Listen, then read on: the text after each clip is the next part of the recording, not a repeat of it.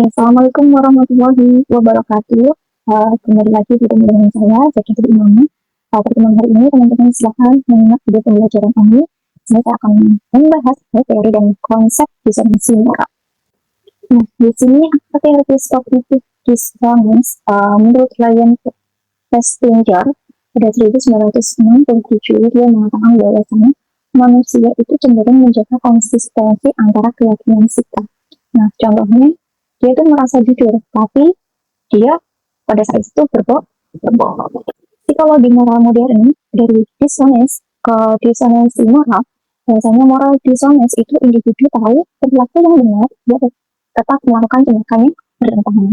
Muncul konflik batin seperti itu, yaitu rasa bersalah atau pembenaran diri. Yang mana disonansi moral adalah kondisi psikologis ketika seseorang mengetahui nilai moral yang benar, tapi melakukan tindakan yang bertentangan dengan nilai tersebut. Konflik antara standar moral dan perilakunya, yaitu moral dissonance. Selanjutnya yaitu pemutusan kontrol moral, yang mana disebut dengan moral disengagement atau pelepasan moral. Nah, di sini bahwasanya konsep psikologis dari Albert Bandura yang menjelaskan bagaimana individu dapat melakukan tindakan yang merugikan atau tindakan tidak etis tanpa merasa bersalah. Ini terjadi ketika seseorang mematikan fungsi hati nurani mereka melalui serangkaian mekanisme restrukturasi kognitifnya. Jadi, orang itu mereduksi rasa bersalahnya melalui pembenaran. Cara mereduksi disonansi moral itu bentuk teori yang menjadi bagian dari sosial kognitif teori. Ini dibagi ke dalam 7. Caranya yaitu pertama, moral justification. Buruk dianggap tidak dianggap baik demi tujuan tertentu. Contohnya, aku berbohong demi teman-temanku. Yang kedua yaitu euphemistic labeling, yang mana bahasa diperhalus agar tidak tampak kesalahan. Yang kedua adalah advantageous comparison, yaitu membandingkan dengan tindakan yang lebih buruk. Yang keempat yaitu displacement of responsibility, yaitu tanggung jawab dialihkan atau dibebankan oleh orang lain. Yang kelima, diffusion of responsibility, tanggung jawabnya dibagi ke sebuah kelompok. Contohnya, aku tidak salah kok karena teman juga mengambil, ya seperti itu. Yang keenam yaitu distortion of consequence, yaitu dampak tindakan dikecilkan. Yang mana contohnya seperti karena guru tidak melihat nih, guru tidak melihat, jadi tidak apa-apa aku melakukan hal tersebut. Yang ketujuh yaitu dehumanization, yaitu korban dianggap tidak penting.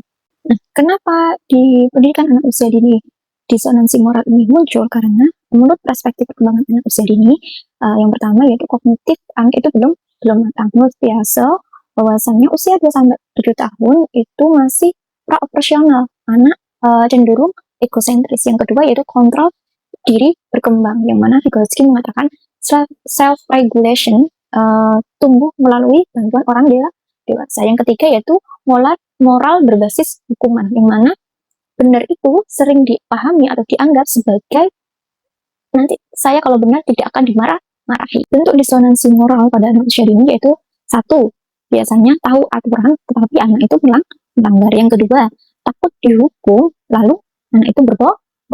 Yang ketiga, tahu harus berbagi tetapi dia berebut. Yang keempat yaitu meniru orang dewasa tanpa paham nilainya. Nah, ini bukan tanda anak buruk atau tanda anak nakal, tapi ini sinyal moral yang sedang berkembang.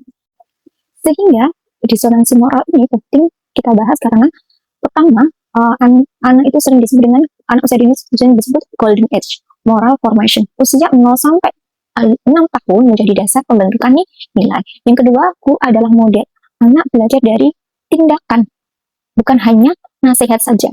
Yang ketiga yaitu lingkungan harus konsisten. Aturan yang berubah-ubah itu akan meningkatkan konflik moral. Maka strategi untuk mengatasi disonansi moral pada anak usia dini yaitu pertama yaitu dengan cara modeling. Yang kedua adalah storytelling moral. Yang ketiga adalah role play. Yang keempat adalah dialog reflektif. Yang kelima yaitu penguatan positif. Di sini dapat kita lihat alur pendidikan moral pada anak usia dini. Yang pertama yaitu konflik.